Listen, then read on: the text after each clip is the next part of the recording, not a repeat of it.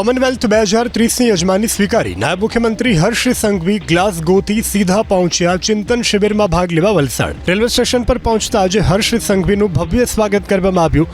આ સમયે સાંસદ ધવલ પટેલ સહિત મોટી સંખ્યામાં ભાજપના કાર્યકરો અને જિલ્લા કલેક્ટર સહિતના અધિકારીઓ ઉપસ્થિત રહ્યા. મીડિયા સાથેની વાતચીતમાં હર્ષ સંઘવીએ કહ્યું, 2030ની કોમનવેલ્થ ગેમ્સનું ઐતિહાસિક રીતે આયોજન કરવામાં આપણે 100% રહીશું સફળ. આ સાથે જ યજમાન પદ મળવા બદલ ખુશી વ્યક્ત કરી પ્રધાનમંત્રી નરેન્દ્ર મોદી અને મુખ્યમંત્રી ભૂપેન્દ્ર પટેલનો પણ આભાર માન્યો. દુનિયાના 72 દેશોએ કોમનવેલ્થ 2030ની મેજબાની એ ભારત દેશને અમદાવાદ કોમનવેલ્થ 2030 તરીકે આપી છે. દેશભરના યુવાઓ માટે રમતગમત ક્ષેત્રે પ્રધાનમંત્રી શ્રી નરેન્દ્રભાઈ મોદીજીના માર્ગદર્શનમાં જે પ્રકારે કાશ્મીરથી લઈને કન્યાકુમારી સુધી ઇન્ફ્રાસ્ટ્રક્ચરથી લઈને ટ્રેનિંગથી લઈને ખેલાડીઓને સહયોગની વાત કરીએ તો આ બધી જ દિશામાં ભારતે ખૂબ સારું પ્રદર્શન કર્યું છે.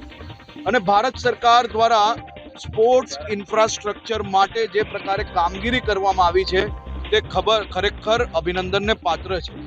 સૌ યુવાઓ વતી હું દેશના પ્રધાનમંત્રી શ્રી નરેન્દ્રભાઈ મોદીજીને ખૂબ ખૂબ આભાર માનું છું કે એમના દૂરંદેશીના કારણે જ આજે આપણે આ આટલા મોટી ટુર્નામેન્ટ કરવાનો અવસર પ્રાપ્ત થયો.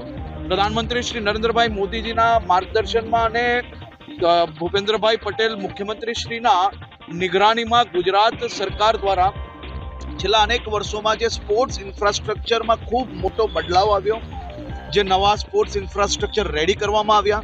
છેલ્લા એક જ વર્ષની અંદર કોમનવેલ્થ રેસલિંગની વાત હોય, એશિયન એથ્લેટિક્સની વાત હોય કે ઇન્ટરનેશનલ કોન્સર્ટ્સની વાત હોય, આ બધી જ દિશામાં ગુજરાતે ખૂબ મોટા આયોજન કરવામાં સફળતા પ્રાપ્ત થઈ છે. અને મને વિશ્વાસ છે કે 2030ની આ કોમનવેલ્થ સ્પોર્ટ્સના 100 વર્ષ જ્યારે પૂર્ણ થાય છે, આપણે ઐતિહાસિક રીતે આને મનાવવામાં ઐતિહાસિક રીતે આયોજન કરવામાં ગુજરાતના સૌ નાગરિકોને 100% સફળતા પ્રાપ્ત થશે. તો રેલવે સ્ટેશનથી હર્ષ સંઘવી ચિંતન શિબિર પહોંચ્યા, જ્યાં કોમનવેલ્થ ગેમ્સની યજમાનીની ઉત્સાહભેર ઉજવણી કરાઈ. મુખ્યમંત્રી ભૂપેન્દ્ર પટેલે આ ક્ષણને ઐતિહાસિક ગણાવી અને કહ્યું, પ્રધાનમંત્રી નરેન્દ્ર મોદી અને ગૃહમંત્રી અમિતભાઈ શાહના સંનિષ્ઠ પ્રયાસોના પરિણામે કોમનવેલ્થ ગેમ્સ 2030ના ભારતમાં આયોજનને મંજૂરી મળી. પીએમના માર્ગદર્શનમાં કોમનવેલ્થ ગેમ્સની વિશ્વને ભારતને આંગણે આવકારવા અને સ્પોર્ટ્સ હબ બનાવવા આપણે સજ્જ છીએ. અમદાવાદમાં આવે એટલે આપણા સૌ માટે ગૌરવની વાત છે. જે પ્રમાણે માનનીય વડાપ્રધાનશ્રીનું વિઝન રહ્યું છે કે ભાઈ વિઝન કેવું, તો કે ભાઈ કોઈ પણ દેશ કરી શકે તો ભારત કરી જ શકે.